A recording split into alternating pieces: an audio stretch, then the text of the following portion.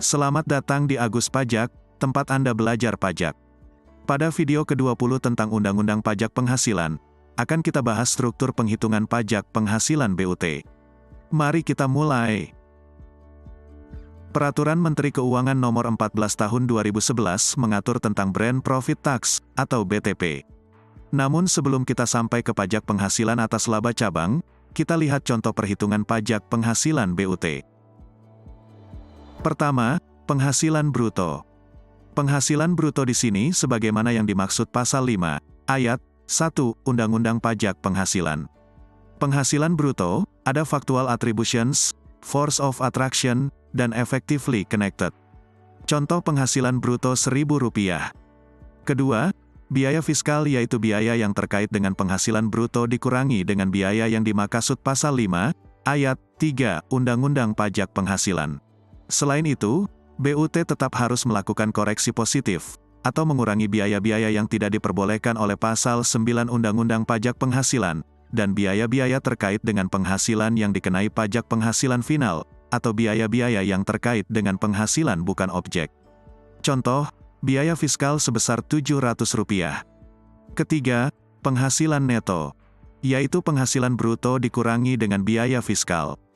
Dalam contoh kali ini berarti Rp1.000 dikurangi Rp700 sama dengan Rp300. Penghasilan neto sebesar Rp300 merupakan dasar pengenaan pajak penghasilan. Keempat, pajak penghasilan yaitu penghasilan neto dikalikan dengan tarif pasal 17 Undang-Undang Pajak Penghasilan. Tarif untuk wajib pajak badan mulai tahun pajak 2020 adalah 22%. Pada contoh kita kali ini penghasilan netonya dihitung sebagai berikut. Rp300 dikalikan 22% sama dengan Rp66. Tarif 22% ini dengan asumsi tidak menggunakan fasilitas pasal 31E Undang-Undang Pajak Penghasilan. Kelima, yaitu Brand Profit Tax atau BTP. BTP yaitu penghasilan neto setelah pajak dikurangi dikalikan 20% tarif pasal 26. Contoh kita kali ini, penghasilan neto Rp300. Pajak penghasilan terutang Rp66. Berarti penghasilan neto setelah pajak sebesar Rp234. Dengan demikian, BTP sebesar Rp234 dikalikan dengan 20% sama dengan Rp46,8.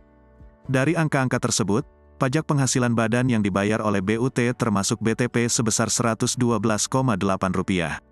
Atau sebesar 37,6%. Cukup besar dibandingkan dengan hanya pajak penghasilan badan saja.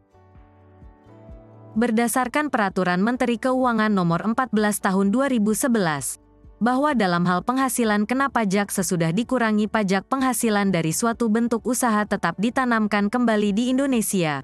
Penghasilan dimaksud dikecualikan dari pengenaan pajak penghasilan.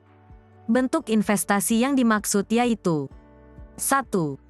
Penyertaan modal pada perusahaan yang baru didirikan dan berkedudukan di Indonesia sebagai pendiri atau peserta pendiri. 2. Penyertaan modal pada perusahaan yang sudah didirikan dan berkedudukan di Indonesia sebagai pemegang saham. 3. Pembelian aktiva tetap yang digunakan oleh bentuk usaha tetap untuk menjalankan usaha bentuk usaha tetap atau melakukan kegiatan bentuk usaha tetap di Indonesia. Atau 4. Investasi berupa aktiva tidak berwujud oleh bentuk usaha tetap untuk menjalankan usaha bentuk usaha tetap atau melakukan kegiatan bentuk usaha tetap di Indonesia. Bentuk usaha tetap dapat memilih salah satu dari bentuk investasi tersebut. Terima kasih sudah menonton video Agus Pajak.